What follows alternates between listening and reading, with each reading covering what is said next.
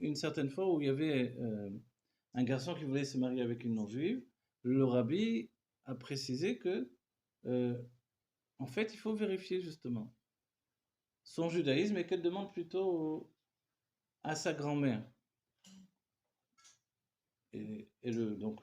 La personne s'attendait tout sauf à ça, elle s'attendait à être repoussée par le rabbi, au contraire, et puis donc il lui dit le message à cette fille non juive a priori, elle va voir sa grand-mère et sa grand-mère lui dévoile que oui, en fait, on est juif, mais à cause de la guerre, j'ai toujours caché, et voilà. Du coup, donc en fait, ça va dans les deux sens. Le dévoilement de l'âme, pourquoi je vous dis ça là? C'est parce que quand on voit l'âme, tout est différent. Vous voyez? Voir l'âme, ça fait partie des états de Géoula dans lesquels on doit accéder. Le Hari Akadosh était capable de voir les âmes des gens qui venaient le voir. Se voir en tant qu'âme, oui. De voir les autres en tant qu'âme, oui. Et de savoir aussi qu'il y a des étapes. Exactement, il y a des étapes, des élévations, etc. dans l'âme, etc. Donc quand vous voyez, alors, et si on va jusqu'au bout de ça, quand l'Admorazaken est arrivé à Mezrich, mais il va falloir qu'on arrive à ça pour avoir la Géoula Non. L'état de Géoula nous entraîne vers ça. Mais une fois la première fois l'Admorazaken est arrivé à Mezrich, il y avait Rabbi Zusham Yanipoli qui était dans sa maison et tout à coup il a commencé à trembler. Qui a tremblé? Rabbi Zusham Yanipoli dans sa maison et je crois que c'est sa femme ou c'est sa fille, je ne sais plus, mais quoi qu'il en soit, il a dit mais qu'est-ce qui se passe, qu'est-ce qui t'arrive? Il a dit il y a une âme de Hatsilot qui passe devant la maison. Ouais. C'est-à-dire que lui, c'était au-delà de la vision. Ça y est, il avait ressenti déjà. Vous ressentez parfois Moi, il faut que je prenne beaucoup de l'Echaim. Non, ça veut dire c'est comme développer une hypersensibilité à la... Ici, donc, de quoi on parle? Évidemment, là, on parle vraiment de tzadikim, Rabbi Zusham. Ça existe. Hein? Des gens comme ça, où il n'y a plus du tout de tzadikim, où il y a encore 36 tzadikim qui protègent le monde. Non, mais est-ce que, ou alors notre mérite à chacun, il permet de protéger le monde. L'Admorazaken a dit qu'un chassid ressent plus que ce qu'il voit. Voilà. C'est-à-dire on peut voir des choses, mais on peut ressentir. L'état le plus poussé, c'est comme l'Admorazaken, qui était capable, quand il était enfermé dans la prison, dans le noir, il s'amusait à le mettre dans le noir, il disait allez va te coucher, c'est la nuit. Il dit pas du tout, il dit exactement telle heure exactement. Il a dit comment tu fais, comment tu peux savoir? Il disait il est 7h15, plusieurs fois il en fait le coup, il a dit exactement l'heure à la minute près. Il a dit je vois tous les changements des noms divins. La journée c'est le Shem Havaï, la nuit c'est le Shem Adnout, donc je vois exactement les changements. L'Admorazaken quand il était en prison. Donc il avait la montre de l'âme. La faculté de voir où il était capable de se mettre sous un arbre et de regarder l'arbre qui était recréé à partir du néant. Cette vision-là, extraordinaire, on devrait l'avoir chacun d'entre nous. Qu'est-ce qui empêche de l'avoir? On va dire c'est tout le processus des Gilgulim, des réincarnations qu'on a fait de vie en vie, et le fait qu'on s'est attaché tellement à la matière que finalement la matière devient pour nous une évidence. Vous voyez? Hein? Le rabbi ne voyait pas la matière. Il voyait sûrement le roi. Alors le rabbi, ce qui est extraordinaire quand on voit le rabbi, quand il reçoit les gens au-delà, souvent c'est en deux temps. Vous avez remarqué? C'est-à-dire que le rabbi reçoit la personne, et quelquefois quand la personne va partir, tac, il la rappelle. Et là, il y a des fois des dévoilements extraordinaires. Comme une fois je vous ai cité, quand il y avait le fils du Rav Kahana qui est arrivé, et là il y a une vidéo, on le voit, et il passe devant le rabbi lui donne $1, et tout à coup le rabbi le fait rappeler, et il lui donne un autre $, il lui dit Bishvil Aliyat Haneshama, et lui donne. Et on l'entend, c'est en vidéo. Et après, il va être tué par on va faire exploser sa voiture, ou les Arabes vont le tuer. De Rav Kahana, le père et le fils, les deux ont été. Ouais. Voilà, mais le fils est passé devant le rabbi, il y a la vidéo où le rabbi le rappelle, il donne le $, pour l'élévation. Vous vous rendez compte? Donc, vous voyez, c'est en deux temps, ce petit moment, ce laps de temps, s'est passé quelque chose. C'est passé un dévoilement, une perception extraordinaire. Bon, alors voilà, pour nous, l'Admorazaken, qu'est-ce que c'est aujourd'hui? Chaque Rosh Hashanah de la Chassidut, c'est la roche qu'on doit remettre au niveau de la perception du divin. C'est-à-dire intégrer le divin à un niveau où on est capable de le comprendre. Et arrêter par exemple de dire, bon, les sphirotes, tout ça, ça m'a saoulé, les trucs là. Arrêtez de dire ça parce que c'est notre... Certains. Parce que c'est notre richesse de juifs. C'est nous. C'est qui va apprendre ça? Alors on veut quoi? Que Madonna elle apprenne ça à notre place? Que les goïms ils apprennent ça? Que je sais pas qui? En fait, c'est à nous. C'est notre vie de juif. Vous voyez? La vie du juif, c'est également de savoir le divin. Si bien que dans les livres de Kabbalah, il est dit que si quelqu'un peut apprendre les secrets des mondes divins et ne les apprend pas, il aurait mieux valu qu'il ne vienne pas au monde. Tellement c'est important. De quoi Hein? On parle de manière plus... ouais. C'est vrai. Il est dit dans la Chassidut, l'essence ne se dévoile pas. Quand on parle de Rabbi Racha, par exemple, quand le Rabbi Racha, pendant 10 ans, il n'a pas voulu être rabbi, il a dit, si j'accepte d'être rabbi, je vais démontrer qu'un rabbi, c'est du dévoilement et pas de l'essence. Le Rabbi Racha. Bon, en vérité, après, on a vu que... Mais ce qu'on doit intégrer, c'est que le rabbi, lui, il a de plus que les autres tzadikim, c'est qu'il a justement cet attachement au monde de la matière. Mais pas tous les rabbis l'ont de manière très provoquée, on va dire, très poussée. Si bien que il y a un endroit, par exemple, moi j'avais vu un écrit d'après le Tzemar Tzedek, c'était rapporté dans le journal Kfar Chabad à l'époque, il est rapporté que le Hari, par exemple, il n'avait pas trop un rouge du Olam Hazé. Il était tellement élevé, tellement spirituel, que parler du monde ici-bas, c'était pas trop son truc. Si bien que même quand il devait être un Dayan, il le faisait à sa manière à lui. Donc il sortait l'âme du corps, il parlait des vies passées, etc. Vous voyez? Il ne parlait pas vraiment de la réalité comme un Dayan habituel.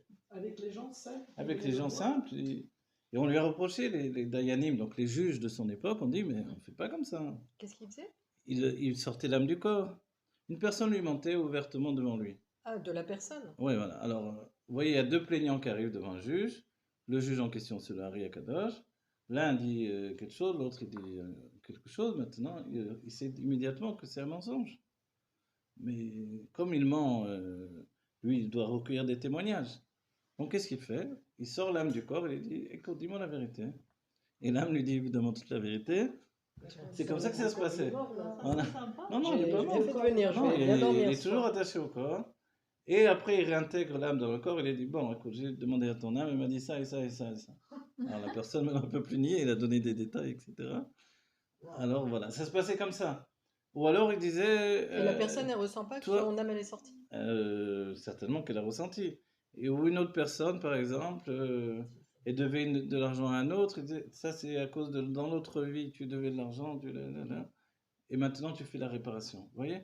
Des tas de unanimes comme ça. Alors les sages de Tzfat, ils ont dit, qu'est-ce que c'est cette histoire-là? On ne fait pas des jugements pareils comme ça. C'est impossible. Et il a répondu, mais c'est ce que je vois. Je ne peux pas faire autrement que ce que je suis. Et ça, c'est le Inyan dont le Rabbi a parlé. C'est, vous voyez, comment on dit, Réar Vadain du Mashiach. Et le Rabbi a parlé du fait que ce Réar Vadain du Mashiach, c'est-à-dire, il sent les choses plus qu'au-delà de l'explication naturelle des choses. Normalement, c'est un plaignant, il doit tout vous dire, un autre vous dire. Ou si vous avez dit quelque chose à un Rav, il vous dit un psak halacha, mais vous avez oublié de lui dire autre chose.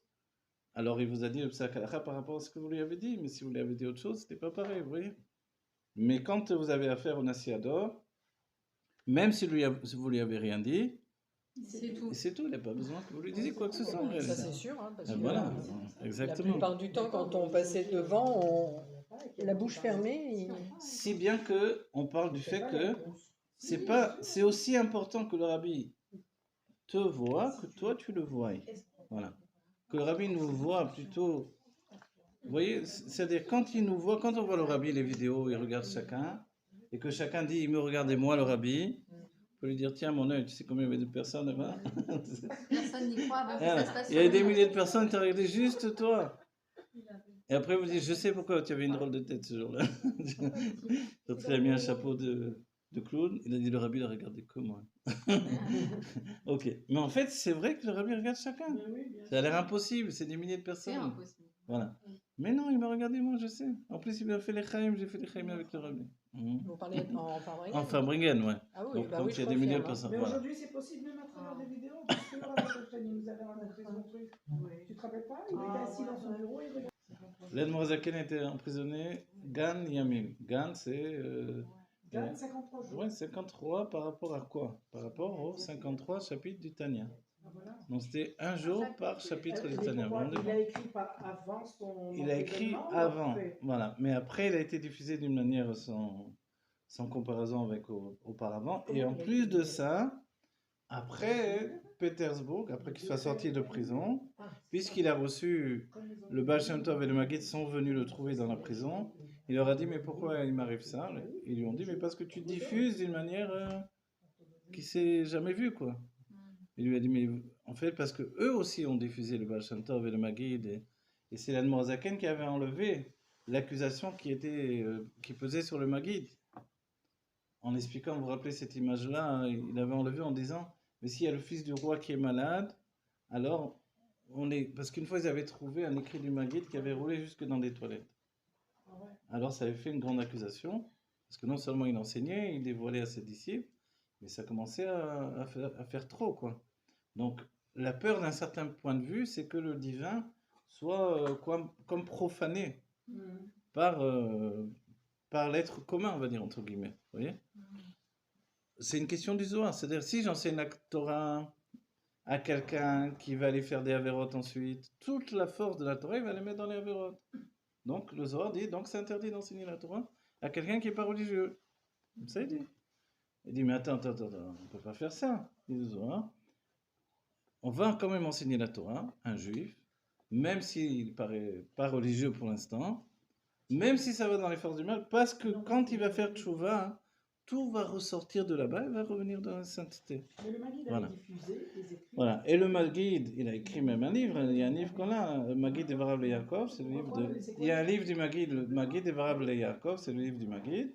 Voilà. Donc le Maggid, c'est vrai que c'était très élevé, c'était limité au niveau que les tzadikim, ses élèves pouvaient comprendre. C'est pas encore la Torah de l'Admorazaken. Et précisément, donc l'Admorazaken a enlevé le Kitroug en expliquant le machal du fils du roi qui est très malade. Et que vient un médecin et dit il faut prendre le diamant de la couronne du roi, donc et le broyer et en extraire un liquide où il y aura, non, on va le mettre une goutte, une petite poussière dans un liquide qui va pénétrer, et peut-être ça va pénétrer dans la bouche, et peut-être on va réussir à sauver le fils du roi. Et le roi, il dit évidemment, prenez immédiatement le diamant pour sauver le fils du roi. Même s'il y a une infime chance, et même s'il faut pour ça, Même si, bon, il y a une chance infime, minime. chance, Ouais. Donc, excusez les oreilles. ouais, un film. Donc voilà, les mots simples, on les comprend plus à la fin du cours. Voilà. Ok. Donc s'il a enlevé ce qui trouve, on dit alors pourquoi l'Admorazaken lui-même il a eu une accusation qui est portée sur lui. Alors l'accusation, selon les règles du monde, c'était donc les anti-chassidim qui ont dit qu'il envoyait de l'argent au tsar, au sultan de Turquie, qui était en Eretz Israël à cette époque-là. Mais en fait, il envoyait de l'argent pour la Coupa Rabbi Meir Baal pour les chassidim qui étaient en Eretz Israël. Okay.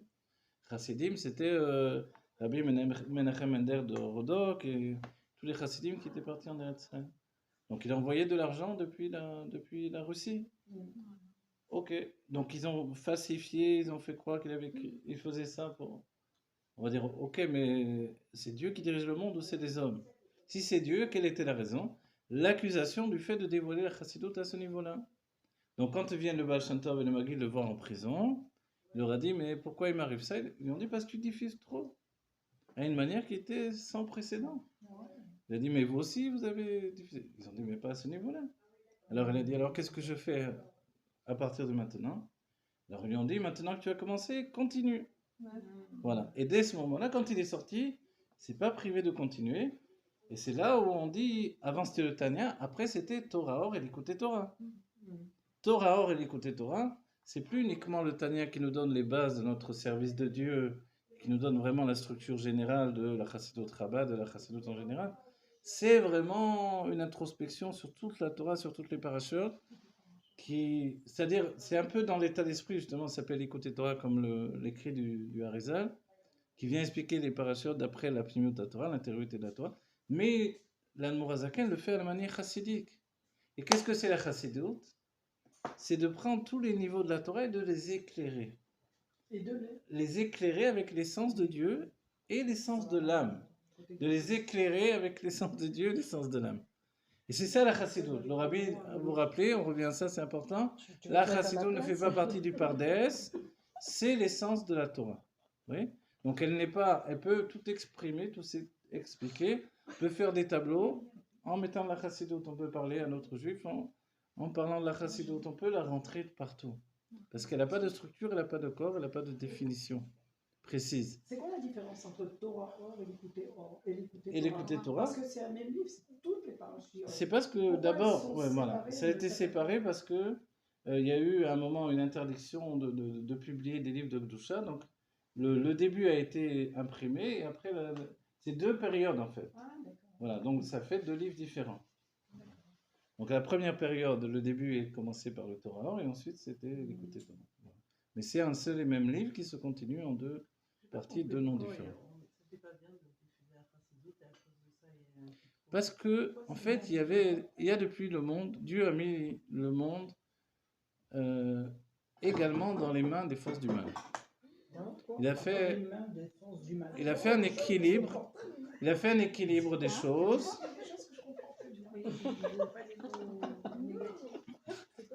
Il y a un équilibre des choses. L'équilibre des choses est que le mal et le bien, depuis la faute de Adam Arishon, sont mélangés, de manière à ce que on intègre le mal pour pouvoir le transformer en bien. Le mal, voilà. C'est le propre du Baal Tshuva d'intégrer le mal pour le transformer. Le mal, il vient de partout, dans la nourriture, dans ici, dans le... Le mal, alors voilà, quand on demande qu'est-ce que le mal, c'est la lumière qui a chuté, c'est la matière qui a chuté, vous voyez? Mais ça peut être vraiment du mal, comme pas, des tas de choses finalement. Un juif se fait des tatouages. Ça manque pas les tatouages aujourd'hui. Tout le monde se tatoue. Ils adorent se tatouer. Bon. Mais quand il a fait tchouva, le tatouage il est sur lui. Le tatouage il est quand même sur lui. Il peut bien sûr essayer de l'enlever. Il y a des... C'est très compliqué. Voilà, mais j'ai vu même des Breslev. Je me rappelle quand j'enseignais à Chassidut Chabad dans les Shiva de Breslev. Ils se mettaient de l'acide pour enlever le... Mais c'est pas le... Au contraire, il faut faire un aforo. C'est-à-dire, la personne, elle a des tatouages et c'est un chassid. Parce que venaforou tout à coup. Vous voyez? Voilà. Donc c'est sa valeur qui est marquée sur lui. Il a fait tchouva et c'est on a étudié dans un moment du... Les 36 tzadikim dont on parle, les rébéim en font partie. Les 36 tzadikim, est-ce que les rébéim font partie des 36 tzadikim? Je ne sais pas du tout. Il peut très bien que ce soit à part des 36 tzadikim. Ou alors, le Nassiador, il est le roche des 36 tzadikim, vous voyez? Certains, comme le Rav Nachmani, avaient parlé du Rabbi en disant qu'il est la tête des 36 tzadikim. Ah oui? Oui.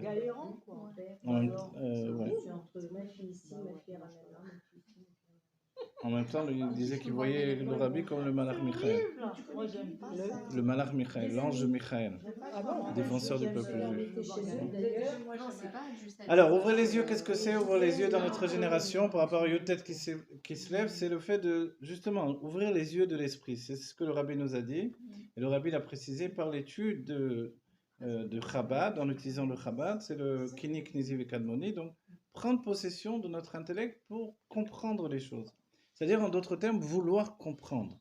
Dès que je veux comprendre, et la Chassidut Chabad me donne les moyens de tout comprendre, si je veux, mais à moi de l'utiliser, tout n'est pas écrit, mais je dois utiliser ce qui est écrit pour réfléchir et être à même de tout comprendre. Donc ça, c'est le derrière de la Chassidut Chabad, ce qui entraîne d'ouvrir les yeux. Ouvrir les yeux, c'est-à-dire, l'ifkoar et ainai, de devenir pikéar. De devenir, on va dire, malin dans le sens commun, mais quelqu'un qui entrevoit, vous voyez, la profondeur des choses. Arriver presque à la vision de l'essence. Après, l'autre chose de dire que l'essence ne se dévoile pas, comment elle va se dévoiler dans la Géoula? Le Rabbi nous a dit, justement, le travail que l'on a fait dans l'exil, c'est ce qui va permettre le dévoilement de l'essence. Dans l'exil, justement, de depuis l'exil de Rome, ce qui s'appelle l'exil de Rome, même si au sein de l'exil de Rome, il y a l'exil d'Ishmaël également. Mais c'est le dernier exil, qui est l'exil de Rome, de Édom, qui est Esav en fait, alors il est tellement long pour nous permettre d'accéder à ce qui est impossible, le dévoilement de l'essence de Dieu. Parce qu'habituellement, il est dit que si l'essence se dévoile, ce n'est plus l'essence. Et si c'est l'essence, elle ne peut pas se dévoiler. C'est clair, vous voyez? Donc s'il y a un dévoilement, ce n'est pas l'essence. Si c'est l'essence, ça ne se dévoile pas. Alors qu'est-ce qu'on fait avec ça? En fait, c'est le chidouche. Et on a un petit aperçu avec Sukkot. Sukkot, on nous dit que le travail, c'est de l'Yachev et Tamakifim. D'intérioriser, l'Yachev, c'est la chevet, vous voyez?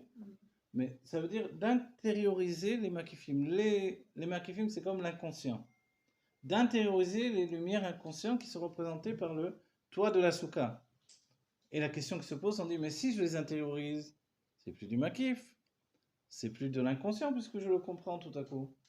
Vous voyez? Et en fait, il y a un état qui est intermédiaire, ça s'appelle les makifim de Bina. Les makifim de Bina, ce qui dérange les tzadikim, mais à cause de ça, ils ne peuvent pas dormir dans la soukha, c'est justement le système utilisé par la Chassidut Rabban. Comprendre et générer, en même temps que je comprends, on va dire un chemin infini d'incompréhension. Ah ben voilà, on a tout compris. Non, alors voilà, je je vais vous dire un truc. Il nous dit le chemin d'incompréhension. Bah ouais, c'est normal, logique. Il fallait commencer par ça. Bah, bonsoir. Je vais vous dire un truc, Passez une bonne fin de soirée. Voilà, le rabbi dit que ce que l'on a... Ça fait des années qu'on étudie, on a l'impression de rien comprendre. Ah, mais c'est bien. Mais moi, je suis au même niveau aussi, ne croyez pas. Même si j'ai étudié des tas de livres, je suis au même niveau. C'est-à-dire, plus on étudie, et moins on comprend. Voilà, et c'est ça qui est extraordinaire. Mais ne croyez pas que nous sommes les seuls à avoir cette approche-là. J'ai lu dans le livre, comment ça s'appelle, Sapiens, là, de Noah Hariri, je ne sais plus comment. Enfin, un livre qui fait beaucoup de succès, etc., qui représente tout l'historique de l'humanité. En fait, on comprend qu'on comprend rien. Là-bas, il met en avant que ce qui a été la base de la science moderne, ça a été justement de mettre en avant tout ce qu'on ne comprenait pas. Ce qui a permis, c'est-à-dire en acceptant de ne pas comprendre, ça a permis d'aller sur le chemin de la connaissance. Tandis que lui, il dit que dans l'islam et dans la christianisme par contre, il fallait dire que non, il y a des êtres, il y a des personnes qui comprennent tout, et nous, si on ne comprend pas, c'est que nous sommes des petites gens, etc. Ouais. Dans la Chassidut Rabbah, l'Avdil, on comprend bien qu'on ne comprend pas. Ce qui nous donne un moteur infini pour avancer sans s'arrêter jamais. La science moderne, moins on comprend, plus on avance. Voilà, mais nous aussi, moins on comprend et plus on avance. En fait, plus on comprend et moins on sait d'un certain point de vue. Et les sages en ont parlé. Vous avez déjà vu quelqu'un qui commence à étudier, il est très orgueilleux, moi, j'ai vu dans les collèges des gens comme ça. Je crois qu'il connaît tout, là, très machin. Allez voir maintenant, dans un coin, il y a un vieux sage de 40 ans qui l'étudie. Vous lui dites quelque chose? Oui, c'est possible, bien sûr, ça se peut. Ah bon, comme ça. Oui, c'est-à-dire que... Par exemple, la physique quantique, elle est incompréhensible. Voilà. La vraie étude, que ce soit dans la science ou que ce soit dans la science de la Torah, forcément... elle nous confronte à ce que l'on ne sait pas. Qu'est-ce qu'on dit du divin? Et là, l'être fissa, il n'y a pas de possibilité de le saisir par la marshava. On dit alors pourquoi on étudie? Mais parce que d'abord c'est une mitzvah d'étudier, et en plus, on a un tel désir de se rapprocher de Dieu que si on nous enlevait ça, on n'aurait plus rien du tout. Vous voyez? C'est justement ce qui nous attire. Voilà. Et le rabbi dira que ce que l'on ne comprend pas nous attire plus encore que ce que l'on comprend. Vous voyez? Et si malgré tout vous venez au shiur, à chaque fois vous dites mais on comprend rien, vous dites mais pourquoi vous revenez quand même finalement? Vous voyez? Moi j'avais des gens, je me rappelle de Jérusalem, j'avais un cours de femmes pendant 10 ans, et ces femmes-là, il y avait plus de 50 femmes qui venaient. Mais ça, à chaque fois il y en avait qui me disaient mais on comprend pas. Mais en vérité, alors si tu comprends pas pourquoi tu viens, parce que ça génère chez toi un dévoilement divin en même temps. Vous voyez? Le dévoilement divin, si tu comprends tout, c'est pas du dévoilement divin. C'est quoi C'est que tu as été escroqué. Voilà. Le Tu as été dévoilement volé, divin, c'est ça? le vrai dévoilement divin, tu es obligé, en même temps que tu comprends, tu ne comprends pas. Et c'est ça l'exemple des makifim de Bina. C'est que à la fois je comprends et en même temps souffre tellement de questions, de choses que je comprends pas, mais moi-même en fait. Je me rappelle Rav Gruner, à l'époque il était mon mashpia, je posais plein de questions, mais je me rappelle au début, la première fois qu'on me l'a présenté, c'est le Rav Archechet, il a dit il enseigne des mamarim, en parlant de moi, il enseigne des mamarim du Rabbi, et le Rav Gruner a dit, et donc il a dit, il enseigne même aux femmes des mamarim. Le Rav Gruner a dit, oh là là, j'avais commencé un cours, comme ça il me dit à moi. J'avais commencé un cours de mamarim du Rabbi aux femmes, j'ai arrêté parce que c'était trop difficile. Il m'a dit ça, vous voyez? Alors on va dire, mince, c'est bizarre. Je voulais vous dire quelque chose sur ça, mais pourquoi c'est-à-dire quoi? C'est trop difficile. Ah ouais, voilà. Je voulais dire que moi, malgré que j'ai continué, ok, je me suis rendu compte qu'au moment même où j'enseignais les mamarim du Rabbi, et que je les comprenais a priori, et certains je les reprenais d'année en année, je m'apercevais que au milieu de l'explication, il y avait tout un pan du Mahama qui m'apparaissait. Il m'apparaissait, donc tu comprends? Il m'apparaissait incompréhensible, alors que des années je l'avais enseigné déjà. Une aga des fois, c'est-à-dire une note du Rabbi, tout à coup je regarde, et l'explication du Rabbi elle est tellement illogique dans la logique humaine.